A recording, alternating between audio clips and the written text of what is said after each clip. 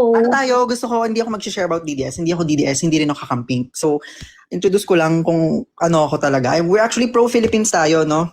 Gusto ko Pro-Philippines rin naman kami, Chester. What made you think na hindi kami pro-Philippines? Okay. Anything you say. Sige, wait lang. Before ako mag-start, tangina mo rin, no? Gantihan lang tayo. Okay lang yan, nakaganti ka na. Sige, gusto ko discussion time, ma'am. Let's educate each other based on our perspectives lang. Ne? So, I'm actually a public administration graduate. So, I've been studying public administration. And what makes public administration good is hindi tayo masyadong nakafocus sa political system. Rather, we focus more on, serving the people. So ang point lang dito, ang hindi lang ako nag-agree sa point mo, napadaan nga lang ako sa live mo eh. Ang hindi lang ako nag-agree sa'yo dito is how you addressed kung paano nangyari yung EJK. Kasi for me, it's really wrong. It's really wrong. Actually, you keep on insisting na dapat i-acknowledge namin yung safety mo or i-acknowledge natin yung safety mo. What's wrong about it? That you acknowledge our safety issues. Yeah, that's actually good na ina-acknowledge natin yung safetyness ng bawat Pilipino. But the thing is, those are the default. Those are common. That's not the default, Chester. That's not the default in the time of... Let me speak. That's not, Chester. That's not the default during the time of Pinoy. I beg to disagree. That's our safety, yes. But that's what politicians do, is to keep the safetyness of the people. So, sige, acknowledge natin siya, but we shouldn't acknowledge it much or equal. Acknowledge natin siya, but then you're not acknowledging. No, we do not fully acknowledge it. O sige, ganun na lang yung term natin. We do not fully acknowledge it the way we don't acknowledge it. Ayun nga, kaya tayo nag-aaway kasi we do not want to acknowledge it. Diba? We acknowledge it. Kasi ganito lang ha, Chester ha, okay. My demand is for you to acknowledge that there is criminal issue nung panahon ni Pinoy. Okay? It was drastically reduced during the time of PRRD and we felt it. Kasi sasabi mo na, ay hindi, ina-acknowledge ko naman, but you're not giving importance to it. So yun yung problem natin. So kaya kami nag-away ni Mojo kasi kayo na parang, okay fine, ano ba exactly talaga yung problema niyo sa EJK? Kasi hindi niyo pa, hanggang ngayon hindi niyo pa na-operationalize yan eh, kung ano exactly yung problem niyo dyan eh. Do I have the floor now? Yeah, go. Okay. Answer. Sige, let's give you the benefit of the doubt or let's give you that point of advantage. But we should not acknowledge it much compared to how we should. You do not want to acknowledge it much. Yun yung position mo. Yun yung position mo. Now, let's just be clear here. So your position is that you do not want to acknowledge much yung aming safety and security issue nung panahon ni PRRD. Yes, but may katuloyan, don't splice my words, compared to how we should acknowledge the victims nung naging EJK or war on drugs na shoot to kill. Then let's go there. Who are the victims? For example, we have Kion de los Santos, Atayo, Adriano, Cortez, madami. There are actually a lot of youth. Okay, Kion de los Santos is put into justice. But it's not fully acknowledged din kung paano natin bibigyan ng hustisya yung hundreds of Filipinos na naging biktima. Who are those hundreds of Filipinos? We just name them, of course. 100,000 should be named. 100,000 na? 27,000, sorry. 27,000? You have the list of names? Victims? And what's the proof of that? What's the proof of that?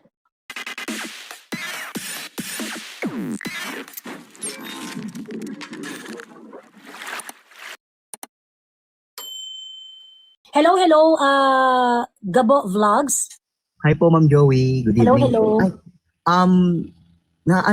First na-impress lang po ako sa inyo. That's why nung nakita ko po na talagang nakikipag-debate kayo, especially yung nabanggit ni Abs po ba yun, yung regarding dun sa, nung about ka po dun kay Benny Abante, na hindi naman debate yun, kasi hindi naman ako pwedeng sumagot ng kabalang kay Benny Abante. Kumbaga meron po kayong lakas ng loob para ganunin siya, na tama naman po din talaga yung point nyo na hindi mo siya kinikriticize personally, but kinikriticize mo siya based on his work. Gabo, nawala ka, lumipat ka yata ng window, kaya na-pause ka. Balik pa sa TikTok. Ayan. Okay. Meron lang po kung 5 points, 5 to at least 6 po siguro. 6 points regarding sa kinu-question nga po ng kakampings or ng mga dilawan na naglipat lang ng kakamping. First po, yung lagi nilang kinagagalitan nga po na about nga daw po dun sa ICC na bakit daw po yung mga kaso nga daw po is nasa ICC. Hindi po kasi nila maintindihan yung sa Rome Statute ng Article 1 and Article 7 na yung ICC gumagana lang po siya as last resort unless hindi na po gumagana yung system natin sa bansang mayroon po tayo.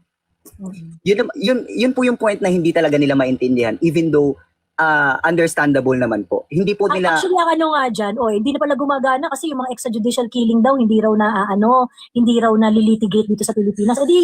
Ibig sabihin ba nun, dali na rin natin yung mga problema natin sa CPP, NPA, NBF? ayun nga po eh. 50 years nang pumapatay ang mga yan eh. Diba? Tsaka, Hindi pa rin yes matapos-tapos. O, sige, dali na natin sa ICC yan.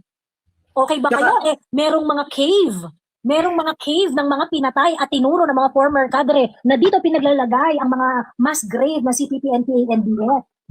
Extrajudicial killing yan. Dali na rin natin sa ICC. Dapat, ganun rin yung stand ninyo. Kung sobrang hurt na hurt kayo, sa sinasabi niyo na meron 30,000 na pinatay ng mga Pilipino, sama rin na natin mga pinatay na CPP, NPA, NBF. Yun, may bangkay yun. May mga buto-buto yun. Diba? Yes Dali po. natin sa ICC. Gusto niyo pala yan eh. Diba? At saka, ayun nga po, regarding po sa sinasabi nilang almost 30,000 or thousands po talaga yung binabanggit nila regarding sa namatay sa extrajudicial killing.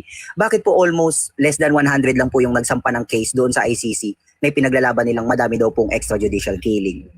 Bakit po less than 100 yung nagsampa ng... Kasi nga, Gabo, nung tinanong si Mojo kung kilala niya yung biktima, sabi niya di niya pwedeng sabihin. Kasi daw, So, hirap na nga si Conti na maghanap. Di ba? Di sana kausap. Sabi, bakit ako? Wala bang ikaw? Sabi mo, kilala mo kung sino yung biktima eh. Kaya pala nahihirapan yung mga kakampi mo kung sino yung mga biktima. Ayaw mo magsalita. Naghahanap sila Conti. Naghahanap sila Conti ng mga dead body. yun nga din po, tsaka siguro po, singit ko na din po, yung pangalawang punto ko, yung pinaglalaban po nilang human rights. Sinasabi po nila na about human rights nga daw po yung ICC. Sila, Risa Ontiveros, for human rights po yan.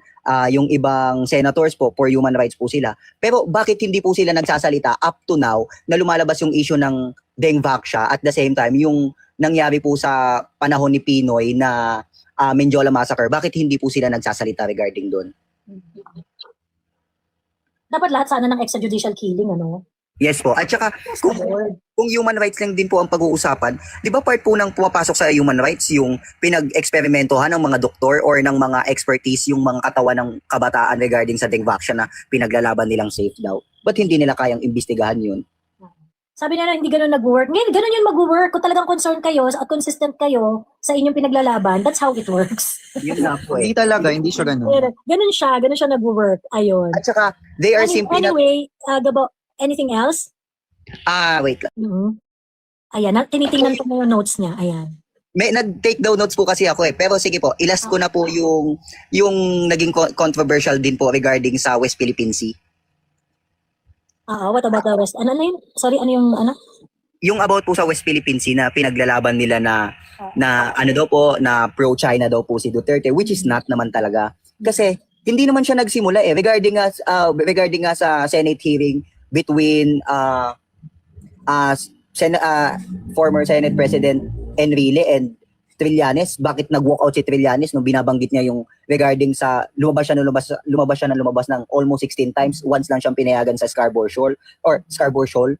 Bakit hindi nila mapag-usapan yun? Bakit binabanggit nila na gentleman's agreement daw between Duterte and China? Well, in fact, nung nagkaroon sila ng survey sa mga fishermen, nung tinanong nila during Duterte's time, nakakapagpangisda naman daw sila. Never naman daw silang hinaras ng mga China Coast Guard. While sa ngayong administration, bakit hindi na sila pinapayagan?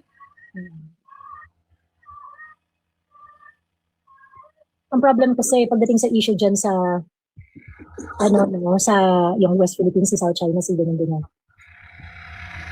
Di ba kasi PRRD ang gusto niya? I-resolve natin yan bilang bansa, thinking of the welfare and the interest of the Filipino people.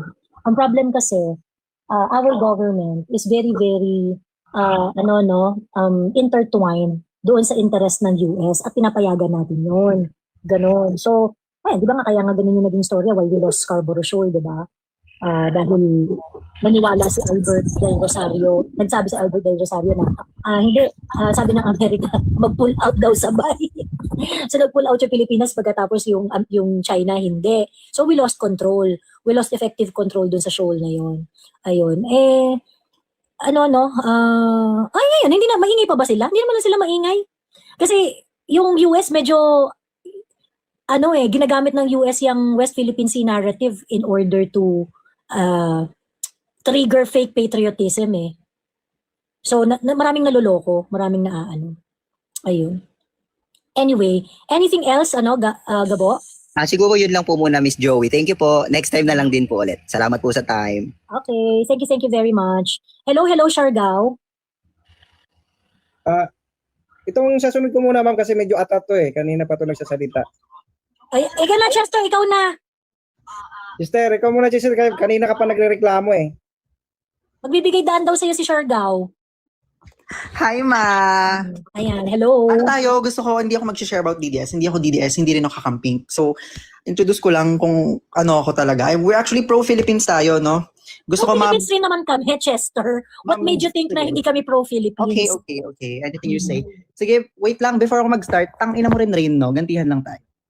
Okay lang yun, nakaganti ka Joey, na. Ate Joey, ito.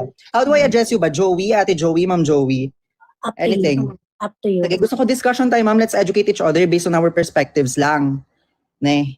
So, I'm actually a public administration graduate. So, I've been studying public administration. And what makes public administration good is hindi tayo masyadong nakafocus sa political system. Rather, we focus more on, serving the people. So, when you actually talk about, kanina, sino yung kadebate mo kanina? Yung Mojo? Nagalit din. So, kanina, parang, I actually agree nga sa'yo eh. There are a lot of your points na nag-a-agree ako. So, actually, pwede yung sabihin na parang pro-Philippines pa rin tayo. For example, yung quorum issue sa Senado, nag-a-agree ako sa'yo na I'm actually skeptical about it din. So, ang point lang dito, ang hindi lang ako nag-a-agree sa point mo, napadaan nga lang ako sa live mo eh. Ang hindi lang ako nag-a-agree sa'yo dito is how you addressed kung paano nangyari yung EJK.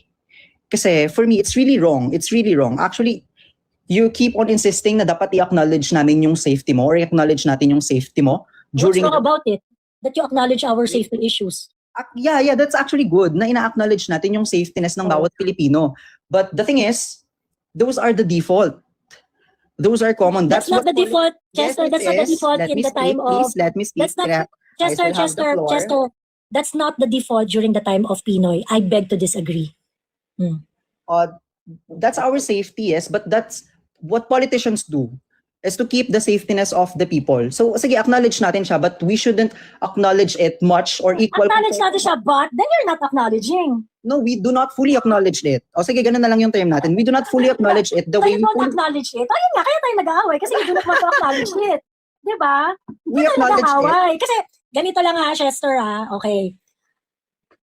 My demand is for you to acknowledge that there is criminal issue nung panahon ni Pinoy. Okay? It was drastically reduced during the time of PRRD and we felt it. Kasi sasabi mo na, ay hindi, ina-acknowledge ko naman, but you're not giving importance to it. So yun yung problem natin. So kaya kami nag-away ni Mojo kasi kayo na parang, okay fine, ano ba exactly talaga yung problema niyo sa EJK? Kasi hindi niyo pa, hanggang ngayon hindi niyo pa na-operationalize yan kung ano exactly yung problem niyo dyan Do I have the floor now? Yeah, go. Okay. Answer. Sige, let's give you the benefit of the doubt or let's give you that point of advantage. But we should not acknowledge it much compared to how You we do should not want to acknowledge it much. Yun yung position mo. Yun yung position mo. Now, let's Sige. just be clear here. So your position is that you do not want to acknowledge much yung Tama. aming safety and security issue nung panahon ni PRRD. Yes, but may katuluyan, don't splice my words, compared to how we should acknowledge the victims nung naging EJK or war on drugs na shoot to Okay, kill. then Kasi they let's are go there. innocent. Who are the victims? For example, we have Kion de los Santos, Atayo, Adorno, Cortez, madami. There are actually a lot of youth. Okay, Kahit Kian hindi de los minor. Kian de los Santos is put into justice. But it's not fully acknowledged din kung paano natin bibigyan ng hustisya yung hundreds of Filipinos na naging Who are biktima. those hundreds of We Filipinos? just name them, of course. 100,000 should be named. 100,000 na? 27,000, sorry. 27,000? You have the list of names? Victims? Victims? And what's Yes, the proof of EJK. that? What's the proof of that? Research? Research? Where do we research the 27,000 deaths? Marami pong abogadong namatay, maraming kabataang Like namatay. who? Like who? It's 27,000. You can give us at least maybe 2,700 of that. But you also acknowledged it a while ago that there No, are I did not collateral acknowledge damage. it. Yes, Ang you did. sabi ko- Yes, you did. Yes, you Ang did, sabi ma'am. ko- You did acknowledge the collateral victims Chester, of do not EJK. put words in my mouth. No, I'm not What putting words in I your agree mouth. Oh my is, Chester, follow me. Do not I'll- get lost, I'll listen, okay? I'll listen. Follow me. Okay, ganito. Sabi mo, okay, di ba gusto mong buuin na kumbaga ang gist ng sinabi mo kanina is that you want to acknowledge our safety and security issue, but in the same manner that you do not want us to not acknowledge yung mga victims. Sabi ko, yes, we can acknowledge victims, pero you give us the body. Where's the dead body? So kaya tayo nagpunta sa victims. Kaya pinapasubstantiate ko sa iyo ang victims. Then you told us, Kian De Los Santos, whose case, by the way, is already resolved in the Supreme Court. Justice is already served on Kian De Los Santos. Dapat hindi na ginagamit yan eh. Okay? So ngayon, sabi mo 27,000. Then I'm asking you to substantiate it. Kasi pag may ilalabas mo yan, na-acknowledge talaga namin yan. Yung 27,000 death na yan. So you want us to acknowledge 27,000 death na walang proof. Research daw. Saan? Kasi tagal na namin hinahanap yan. Oh, sige, I'll send it to you. Don't worry. Okay. Good luck. Okay. O saan? So ibig sabihin, hindi ka ready. Wala kang listahan noon. Okay, but we can't deny. Oh, you can't deny. No, I can deny. Wait Kasi wala kang proof. Hindi, ito muna. You can't deny that there are collateral damage. Na? May mga collateral damage. Well, collateral damage happens in any aspect of life. So what's the problem? Yeah, but the thing is, madaming collateral damage. But the collateral damage will not stop The thing me. is, as a Okay, pro-Philippines, Chester, we should be the collateral criticizing that. damage will not stop me from acknowledging the benefits that we get out of it. So ano bang gusto mong gamitin natin dun sa collateral damage? Because there is collateral damage, we should stop doing the war on drugs, ganon? You should start investigating it. Oh, Bakit ayaw niyo investigate. pa-investigate? No, The no thing one is is, stopping you. you I'm want- investigating it. You want to investigate it gamit ang Supreme Court natin, ang jurisdiction ng Philippines. Tama. Chester, how many investigations were done on EJK in the past 10 years? Meron ba kaming pinigilang investigation dyan, Chester? Just like how you It intervened was with the investigation. investigated in Congress the nung ICC. panahon ni PRRD. It was investigated in the Senate nung panahon ni PRRD. Nung But panahon naman ba ni siya? Bongbong Marcos, it was It didn't. again investigated sa Senate led by Risa Ontiveros. Nagpunta pa si PRRD doon. And you spent 18 months investigating the EJK nung 19th Congress led by Barbers, Abante, JJ Suarez, and other congressmen.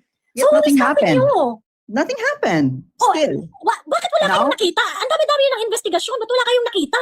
O sige, maraming investigation, but did something happen? Now that the court... Exactly! that- Bakit wala kayong makuha ng ebidensya? Kasi kung may ebidensya kayo, napakulong niya na si PRRD dito sa Pilipinas.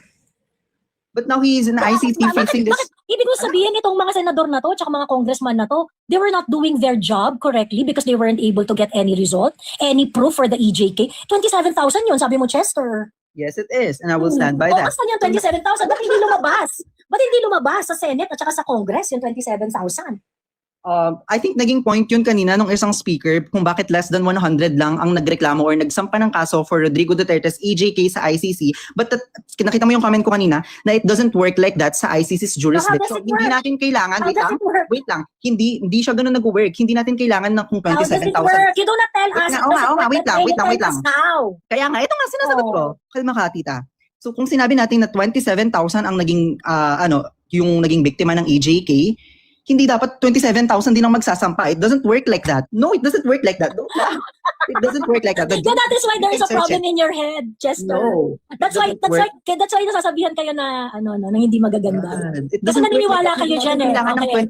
27,000 na tao magdedemand or magsasampa ng kaso sa You kanya. just give us a We need proof. package. Okay, Chester, wait lang Wait lang. Okay, wait lang, Chester. Ganito yan. Alam ko yung ibig mo sabihin. You do not need petitioner ng 27,000. Hindi naman yun yung sinasabi namin eh. Ang sinasabi namin, kung kunwari, o Ay, yung 100,000. sinabi mo kanina, te. Shut up muna, please. Okay, shut up muna. Hindi nyo kasi naiintindihan yung premise namin. Okay? You are saying there is 27,000 deaths because of na-EJK sila sa war on drugs. Okay? And what you're saying is that, hindi, 100 yung nagsampa, ganyan-ganyan. Hindi naman ibig sabihin na kailangan 27 yung magsasampa. Hindi naman namin sinabi na 27,000 yung dapat magsampi. Ang sinasabi dito, kung 27,000 sinasabi yung death, you need to show proof that there is 27,000 deaths. You need to show proof that yung kasi ano yan eh, parang representation yung gusto nyong gamitin na legal concept dyan eh, na the 100 is a representative of the 27,000 because what you want to prove is the scheme and the policy of the state that actually would result to census killing that would amount more or less to 27,000. Yan yung argument nyo, yan yung argument nila Conti, yan yung argument niyo sa ICC. Trust me, I read it, Chester. Okay? Yun yung gusto nyong palabasin. Okay? But that is not how criminal hearing, criminal investigation works. Okay? If you are saying na merong 27,000 na pinatay, you have to prove first that there is 27,000 deaths. Ngayon, ini-insist ninyo ng mga abogado ninyo, okay, na hindi nyo kailangan mag-prove na 27,000 deaths. Ang kailangan nyo lang i-prove yung 100 lang kasi madidemonstrate na no na meron ng numbers na hindi mabilang na may napatay, kineso, ganyan-ganyan. which is wrong. If you are telling us that there is 27,000 deaths, you at least need to show that there is 27,000 body na pinatay. Hindi po pwede yun. Kaya, hindi ko alam, Chester, no, kung alam mo kasi yung ibig sabihin ng corpus delicti. Alam mo ba yung corpus delicti, Chester? No, please Okay, tell me corpus about it. delicti is a legal concept wherein if you are going to allege that there is a crime, you have to present the body of the crime. The body of the crime doesn't mean physical body ng dead person, no? Okay, hindi yon. Ang body of the crime dito na tinutukoy is that meron kang ebidensya na meron talagang krimen na nangyari. Ang ganong klaseng pagpapresent, pagpapatunay na meron talagang krimen na nangyayari, you cannot do it via representation. Hindi yung nagagawa via representation. So, sa totoo lang, yung mga ganyang it doesn't work that way, it doesn't work that way. Naniwala kasi kayo doon sa mga nambobola sa inyo na yun ang process. Hindi ganun ang process. Walang criminal by representation. Walang crime by representation.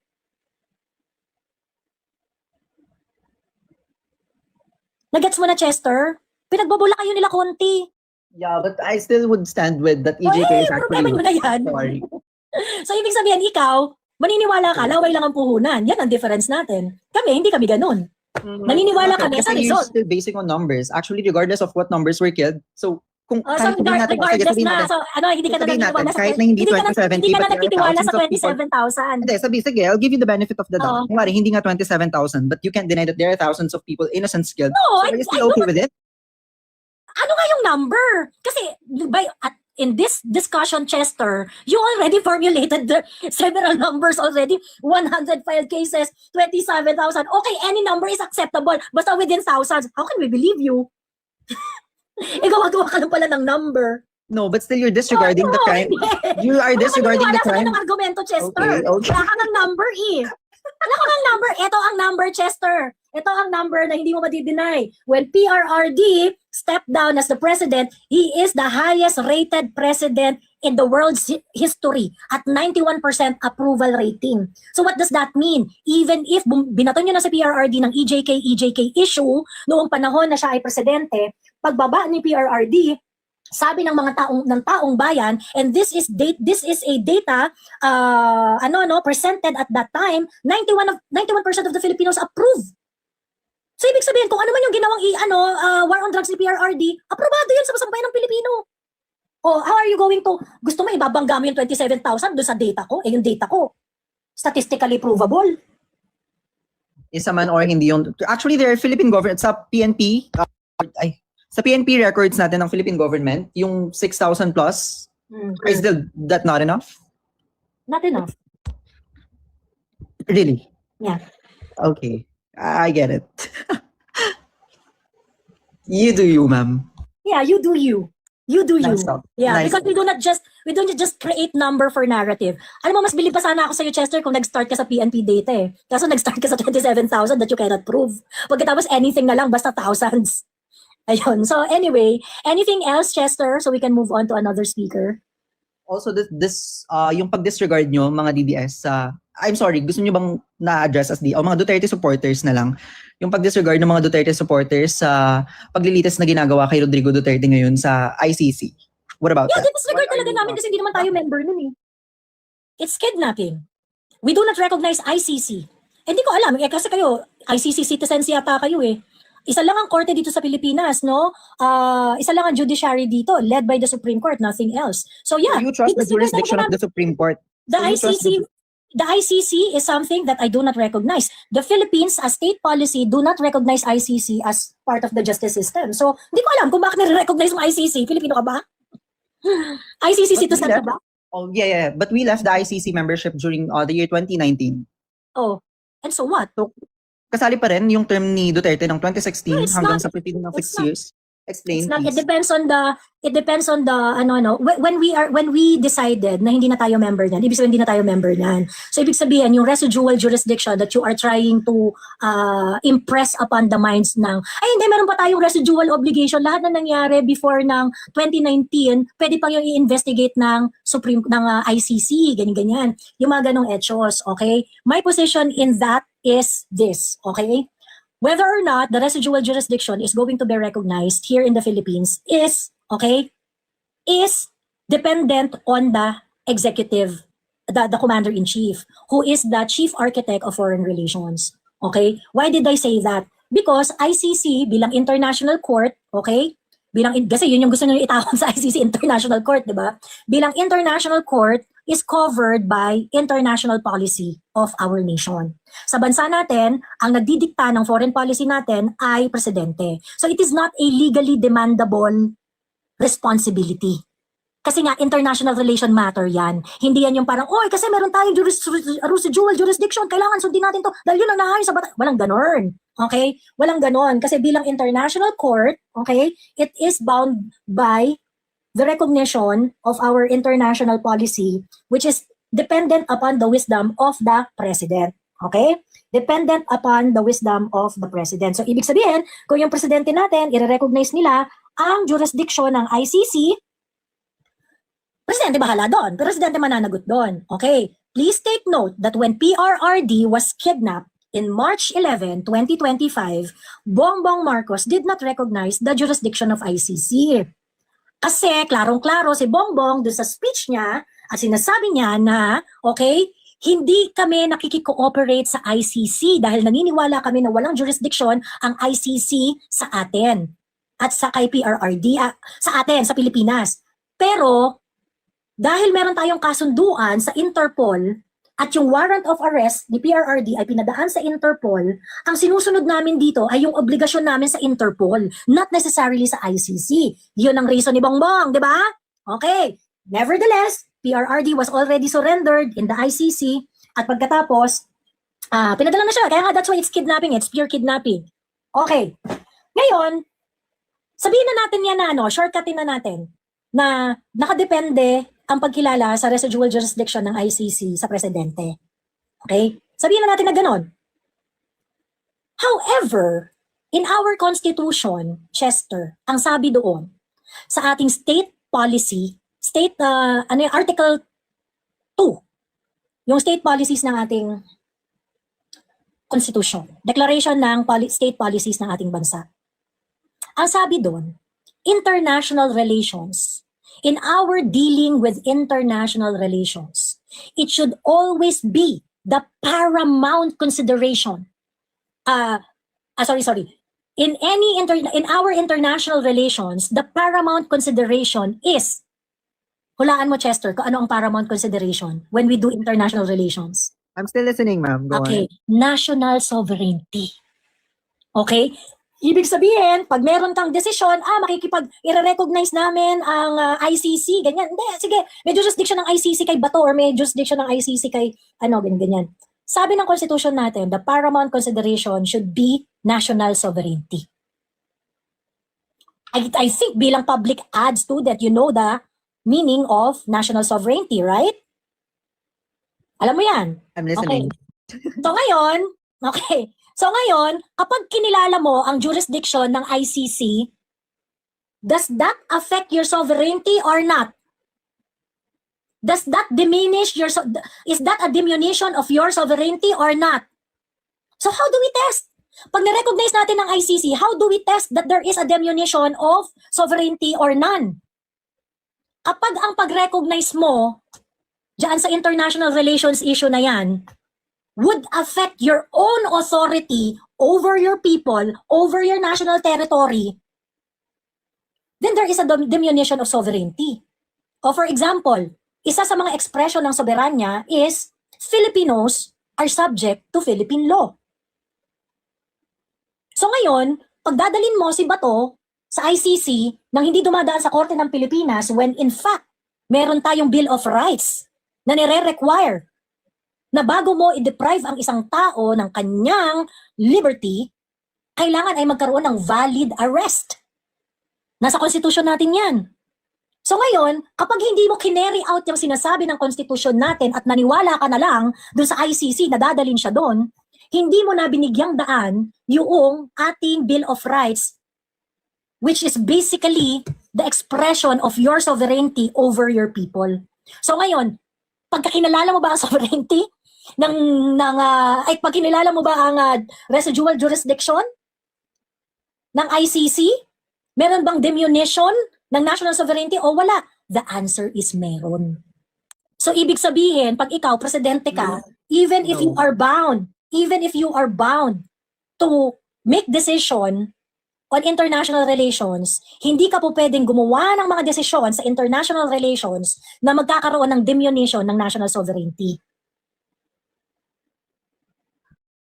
Can I talk now? Nasundan mo ba? Again? Sorry? Nasundan mo ba yung explanation? Yes, you're talking about Okay. diminution of sovereignty when ICC picked up Rodrigo Duterte. But the thing is, when we talk about diminution of sovereignty, di ba, we talk about the state's full control when it comes sa pag-handle ng mga kaso, when it comes din sa pagiging politika ni Rodrigo Duterte. But when the ICC picked up Rodrigo Roa Duterte, walang diminution of sovereignty. I beg to Bakit disagree wala? with your point. Kasi Bakit wala? ICC, naging member tayo ng ICC. We are a member of ICC way back during Rodrigo's term ng EJK. So, nagkaroon, ikaw mismo nagsabi, Ano nagkaroon yung ng... justification anong justification sa Philippine law niyan? Nung pag-pick up kay PRRD. Kasi sa ICC, yung Rome Statute, Chester, sabi sa Rome Statute, I think it was Article 57 yata or 49, alin lang doon sa dalawa na yun, is that if there is a surrender, but you are wrong. I'm telling you are wrong. Okay, your reliance on our ICC membership, okay, is wrong na isuko lang ng basta-basta si PRRD because you have to No, you have hindi to nga take into natin siya consideration sinukulong this. basta-basta. Let me just finish this and then you can respond after. You're not even letting me finish. Yeah. No, let me just finish this and then I'm going to give you the floor. ICC, the Rome Statute requires that if you are going to surrender a person via arrest, okay, that person must follow the laws of the originating country. Okay? Otherwise, there is no valid surrender of a person that is sought to be arrested. So I would just like to ask you, Chester, since pinupush mo yung ating obligation sa ICC, were we able to comply with that requirement of ICC? Ikaw nag-push Kaya nga sinasabi ko sa'yo, kailangan mo sagutin to. Pag i-invoke mo yung ICC, yung Rome Statute, you also have to defend. Why did the ICC accepted PRRD kahit hindi valid yung arrest dito sa Pilipinas? Hindi naman sinunod yung batas dito on arrest O game. Just let me know if I still have the floor. Yeah, the floor is yours and I hope you answer that point. Kasi niraise mo na yung ICC Yung ating obligation sige, with the let's go ICC. back Why to- did we not comply with the Okay. provision of ICC? Sige, let's go back to my point when you open the topic when it comes to diminution of sovereignty. So, again, kinuha ng ICC si Duterte kasi we still have the obligation. Hindi tayo pwedeng, girl, you have to listen. It's basically common sense. Hindi mo nga alam yung Oh my God. Hindi mo nga alam yung Rome Statute. Chester, see? Kaya kita kinakat. Kasi Wait lang, you're cutting me because I'm proving you wrong. Wait lang You kasi cannot ate. prove me wrong. You cannot I answer can. that question You're not even a ICC. lawyer. Let me Oh. finish. Are you a lawyer? Are you a lawyer? So, when you talk about... You cannot tell me you're Baka not a latang lawyer ina mo if you're rin. not a lawyer yourself. Sige, Oh. ganito. You talked about diminution of sovereignty, di ba? No, Hindi answer tayo- my question. Sabi No, mo, let me meron finish my tayo- point. This meron is a tayong step-ladder responsibility. conversation. Meron tayong responsibility sa ICC, sabi mo, and I agree. Sige, for the sake of argument, I'm going to Sige. agree with you. Meron Benefit tayong of the doubt, I responsibility. agree. So ngayon, ang tanong ko nga sa'yo, did we comply doon sa Rome Statute provision that the country of origin must comply with the law of the country of origin when it comes to arrest? Did the Philippines, being a country of origin, complied with our own laws nung sinurrender natin si PRRD? Yun ang sagutin mo. Kasi niraise mo na yung ICC kasi member tayo ng ICC. So, meron tayong obligation doon. Paano yung obligation natin na Paano yung obligation natin na mag-comply sa pag-surrender ng isang individual sa originating country? Ba't hindi natin kinumply yun? Can I talk now? Yeah, and I want you to Pwede. answer that. Yun yung hinihiling ko sa'yo. Sagutin mo yung Sige. tanong ko. Yeah, but this is more like kasi ng step-ladder argument. So let me finish my point. Sige. Sige, mag-start tayo dun sa una mong point when it comes to the diminution of sovereignty. So when ICC picked up Rodrigo Duterte, we still have the obligation sa ICC. Hindi tayo pwedeng, sige, may karapatan tayong basta-bastang umalis sa ICC, but we're still under the ICC when the judicial killings happen. So basically, it's basically common sense na aalis ka na lang dahil you know that there's a lot of cases faced upon you. That's basically, nonsense. So PRRD have to face that. So when it comes to the diminution of sovereignty, again, that's... Actually, relevant na yung dinidiscuss mo kasi nasagot ko na yan kanina Nawala ka na, Chester. Nakamute ka.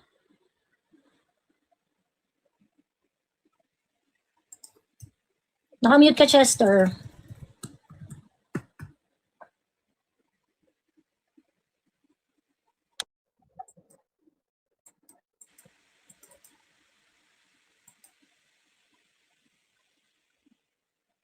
Nakamute ka, Chester. Do you still want to continue this?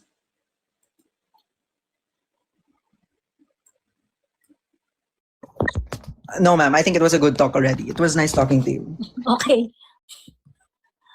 Okay. So anyway, ito yung point ko. Okay? Sinasabi niya kasi, andun siya sa, hindi, meron tayong obligation kasi 2019, Keneso. And I explained that already. That yung residual jurisdiction, it's a international relations issue. International relations issue in the structure of our government is vested upon the wisdom of the president. So yung president na mag-ano niya, kung meron tayong international relations policy na gustong i-undertake, presidente ang magde-decide niyan. So hindi yan demandable right na para, ito yung batas, kailangan ganito yung gawin. Hindi siya ganon. At least that's my take, ano. And the reason why I said so is because meron tayong provision do sa constitution natin na nagsasabi na yung national policy natin, kapag meron tayong national policy na i-pursue, okay? The paramount consideration is national sovereignty. Okay? National sovereignty ang isa sa mga paramount consideration. So ibig sabihin, kung kikilalanin ni Bongbong Marcos ang jurisdiction ng ICC, na by the way, hindi niya kinikilala, ang official stand ng Bongbong Marcos administration ngayon ay hindi niya yon kinikilala, okay? Hindi niya po pwede na kilalanin na lang basta-basta or ipadala na lang yung Pilipino doon sa ICC dahil ma-undermine niya yung mga processes dito sa bansa natin. Okay? Dahil ang isang Pilipino ay may karapatan na tanungin, usigin ang mga nag-aakusa sa kanya dito sa Pilipinas, maka face-to-face niya ito, okay? And also, kung i-deprive mo ang liberty ng isang tao, it must be done through a lawful arrest. Ngayon, ang tanong ko dito kay Chester, bakit ayaw mong ipasok yung Philippine laws? Bakit parang panay ka ICC yung ginagamit mo dyan? Okay. Nevertheless, gusto mong ipasok yung ICC argument mo. Kasi, hindi kasi member tayo niyan, ganyan. Oh, sige, sabihin na natin, i-take natin yung sinasabi mo na member tayo niyang ICC na yan. Yeah, I think it was Article 57.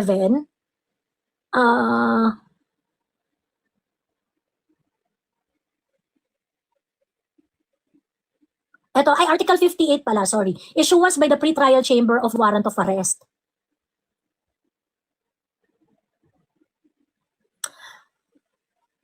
The application of warrant of arrest, the name of the person, and any other relevant identifying information, specific reference to the crime within jurisdiction of the court, the person is allegedly committed, concise statement of the facts, summary of evidence, the reason why. The warrant of arrest shall contain the name of the person, specific reference.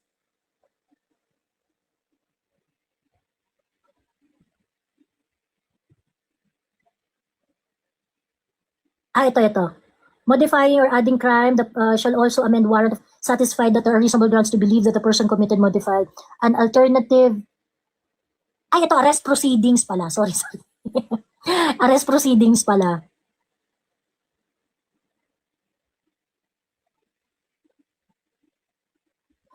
A person arrested, Article 59, arrest proceeding in custodial state. Okay? Sino yung custodial state? Ang custodial state, kung saan siyang bansa aarestuhin.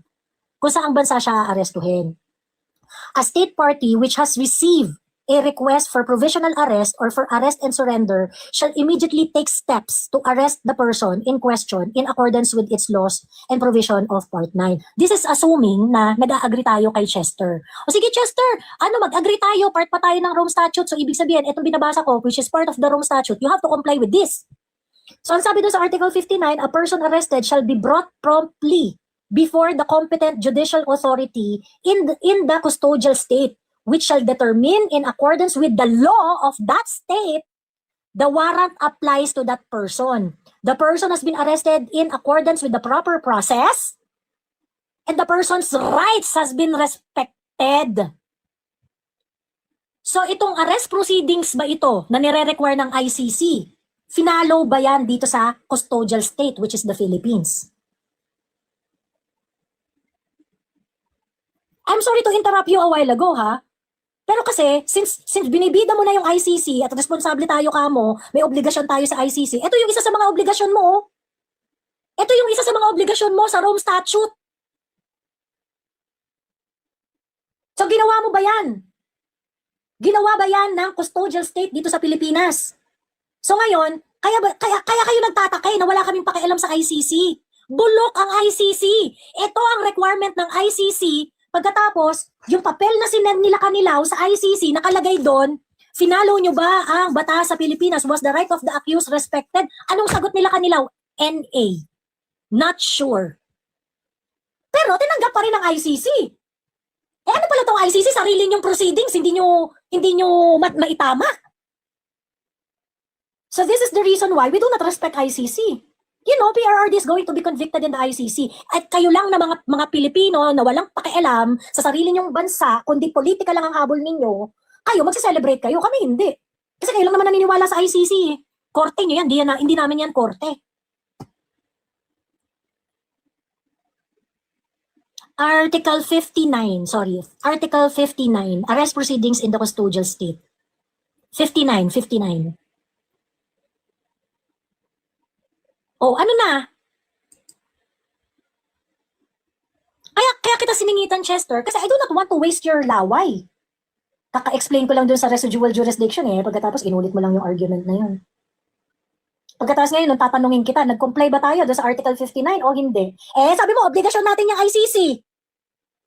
Dapat nilaban mo din ang Article 59. Ngayon, every time na sasabihin ninyo na meron tayong obligasyon sa ICC, part ng obligation natin sa ICC, if you're going to argue that way, is compliance of Article 59. Did you comply or not? Dinala ba si PRRD sa competent judicial authority?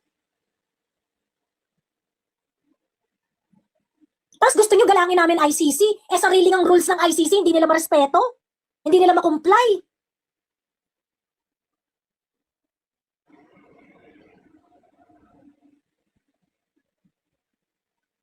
Paano yan? Ayan, hello Rin.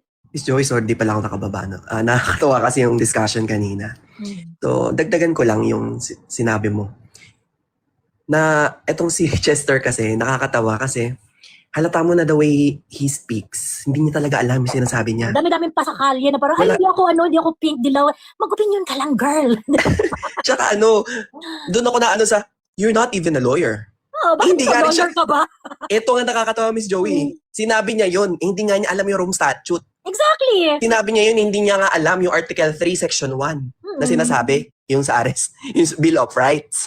Oo. Yan yung So- problem. Kaya kayo sinasabihan mga kakamping natatanga-tanga. Ay hindi, pro-Filipino kami. Pro-Filipino, pero gusto nyong respetuhin ang ICC, pero ayaw nyong respetuhin yung sarili nyong konstitusyon? Paano kayo naging pro-Philippines, mga putang ina nyo? Diba? Kaya sa totoo lang, deserve mong mamura, Chester.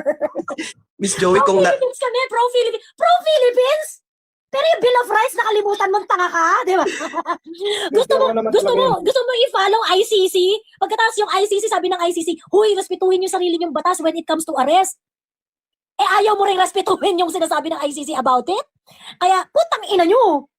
Tapos sasabihin nyo sa amin, hindi, pro-Philippines kami. Ulul, kumain kayo ng tae araw-araw. Ulul. gusto ko sana sabihin kay Chester, Miss Joey, hindi naman madadala si Digong sa ICC kung di si Bongbong ang presidente. Kaya lang naman nadala si Digong sa ICC kasi traitor si Bongbong. Tinraidor niya yung mga buboto sa kanya. Yun lang yun, Chester. Huwag na tayo pumunta sa ICC Rome Statute kasi wala ka rin naman alam dun. Sino daw nagmura kay Chester? Hindi, minura kasi siya ni Rain kanina. So gumanti si Chester, minura rin niya si Rain. Okay na yan, it's a tie na. Deserve naman yun Good night, Miss Joey. Thank you so much. So anyway, ayun na.